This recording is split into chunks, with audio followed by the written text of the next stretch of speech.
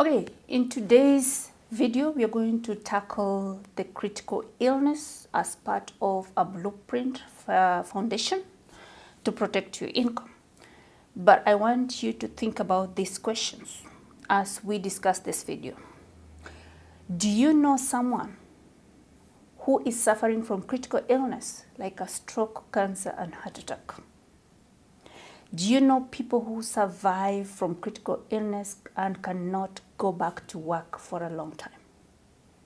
Do you know that all monthly expenses will continue while your income stops? Are you aware that when income stops, bills will still come? Are you open to know how you can cover your monthly expenses in case of a critical illness? That's why I'm here, to discuss that aspect of the foundation to protect your income. This is what we call living benefit. Let me give you some stats that are out there. And this is coming from Heart and Disease Stroke Foundation. It says 25.5% of Canadians were diagnosed with heart conditions between 2017 and 2020. 29.3 million adults are diagnosed with diabetes. Did you know that if you have diabetes, you're prone to heart disease? 1 out of 3 of us will be diagnosed with cancer. 1 in 4 people will be diagnosed with heart and stroke. 1 in over 20 people at the age of 65 years plus will be diagnosed with Alzheimer's disease. 1 in every 100 people will be diagnosed with Parkinson's disease. The questions are, who is this 1 or 2 or 3? It could be me, it could be you, it could be anyone. It doesn't define whether you're a child or an adult. I want to give you a quote from Dr. Marius Bernard. He says, insurance is not because you're going to die, but because you're going to live. That's why we want to protect your income. When you live or you go through that illness, you want to make sure that you maintain your lifestyle. Costs could be very staggering. Your health insurance will cover the basics.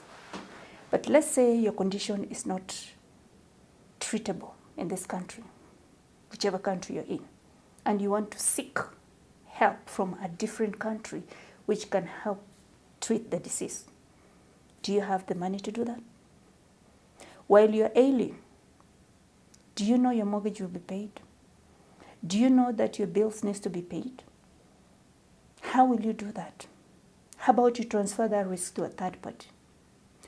Critical illness will keep your family in your home. Yes, you'll have emotional pressure because you're sick, and we cannot change that. But at least you've taken care of the financial pressure. And that's what we're trying to help you plan for that. Are you prepared?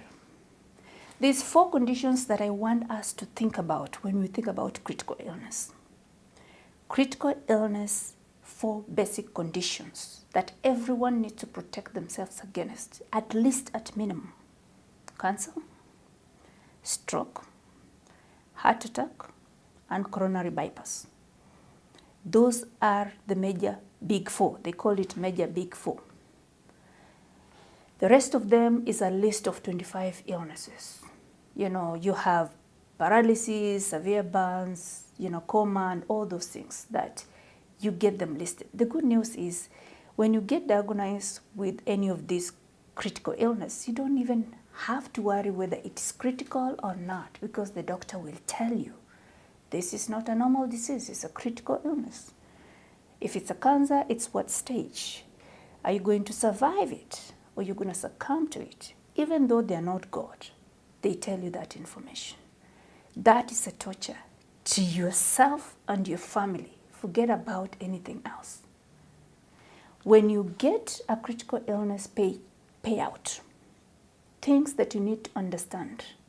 It will give you whatever you subscribed to. Now, when people ask me, how much critical illness do I really need? I ask them back. Let's assume you have a critical illness that you're going to survive, and the critical illness may take up to 3 years. How much income would you like to replace during those 3 years? Take your annual income, multiply by the number of years you want to protect that income. For example, if you make 100,000 and you want to protect that income for at least 3 years, you're looking at 300,000. If you want to protect that annual income for 5 years, you're looking for 500,000. Remember that. It is the number of years you want to protect, how much income you want to protect. When the lump sum is paid, it's always tax-free. Remember that.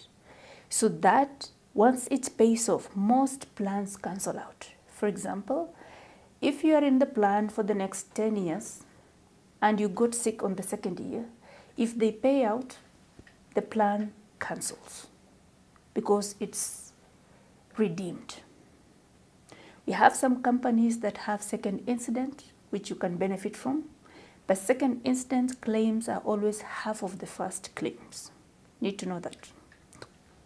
The other thing is, if you've ever had critical illness before and you're wondering whether you can get protected again, we have companies which can take you back depending on your situation. For example, if you had a cancer and you survived, we have companies that can take you for cardiac conditions and vice versa. So if you're wondering how much coverage you want, whether you are insurable or not, how much it will cost you, what kind of coverages you need, how does it even work, that's why we want us to talk to each other to help you plan for that and get a proper plan to take care of your income, because without income, there's no wealth creation. We have to protect that income with a living benefit, because critical illness will not be paid to someone else. It's going to be paid to you as a living benefit, because when it gets diagnosed, you get that risk transferred. So, what is the next benefit that is living? People confuse themselves. So what is the difference between critical illness and disability? I'm here to answer that. But before I answer you that, let's ask ourselves some of these questions about disability coverage. How important is your monthly income to you and your family? Do you know that monthly income could stop because of an injury or an illness? Do you know that all monthly expenses will continue when your income stops? Do you know that someone who got injured or got sick, do you know anybody? Do you know that you can protect your income in case of an injury or illness with as little as $2 a day? Do you think about your family deserve protection because you're the breadwinner? We need to protect that income. If these questions you answered yes to any, this video is for you. So let's talk about disability. These are just stats, right? So they're telling us that 1 out of 3 people will be disabled before the age of 60 in their working years. Disability happens more when people are under pressure. Sometimes people think disability is more of wheelchair or whatever. Do you know that mental illness can cause a disability? It could be temporary or permanent. Think about COVID. When it happened, how many people suffered from COVID? Mental illness is a disability, right? 1 in 3 Canadians will become disabled for more than 90 days before they turn 65. Who is that one?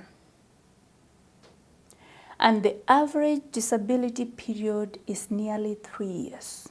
My friends, 47% of self-employed people, they don't even have a disability plan in place. Half of Canadians would have to take out a loan to protect themselves. They will take equity out in case a disability happens because there's no emergency funds saved. 1 in 4 Canadians couldn't scrape together $2,000 to deal with the emergency. 45% of Canadians between the ages of 35 and 49 have no emergency savings. Now, I want us to remind ourselves what COVID did. There was a quarantine period of around 14 to 15 days, total closure. And you saw what happened. The government had to substitute and give people $2,000 here and there. If people could not survive during COVID for 15 days, what will be the retirement looks like? What will be the disability period look like without financial backup? That's why we're talking about your income replacement in that manner. Now, don't get me wrong. If you're working somewhere and you have a group benefit, they will give you what you call employment insurance. Employment insurance, in case you're ill or disabled, it will pay 60 to 65% of your paycheck. Now, if 60 to 65% of your paycheck is enough for you, you don't need an individual private disability plan. But if you know you're struggling to make ends meet with your 100% paycheck, think about when it's reduced, what kind of struggle would that look like? That's why people go back to work on crutches. People go back to work when they're not fully healed because the bills are demanding you to be at a place of work. When we give you disability insurance, it replaces your monthly income up to 85%. If you're making $10,000, the maximum we can protect it is $8,500. Remember, you cannot protect your disability 100%. It is not meant to take you off work. It is meant to help you transition gently back to work after an illness. So start looking at your group plan and thinking about having your own individual disability protection so that you can integrate into group plans to make sure that you're fully protected and your income is taken care of. Again, because when that income disappears, the bills will not disappear, my friends. The letters will not stop coming to your mail. Nobody will recognize from the car insurance that you're disabled or you're critically ill. They need to hold on. You will be on your own. Take responsibility. Take this opportunity. Transfer that risk to someone else and make sure that you have your foundation taken care of. You have a life protection, critical illness, and disability. Then only we can start creating wealth, because everything else, when the foundation is strong, wealth is within reach. If you want more information on how, when the disability needs to be taken care of, we can sit down to discuss that, because there's so many technicalities around having a disability plan. The benefit period, the wait time, those things are very important and they play a role into how much you pay. So make sure you get the right plan from the right person who understands what you really need to help you create the wealth, generational wealth, you and your loved one dream about every single day. Click the link below and set up your one-on-one appointment so that we can start building that solid foundation to creating wealth. Remember, financial literacy and wealth creation is within reach. See you next time.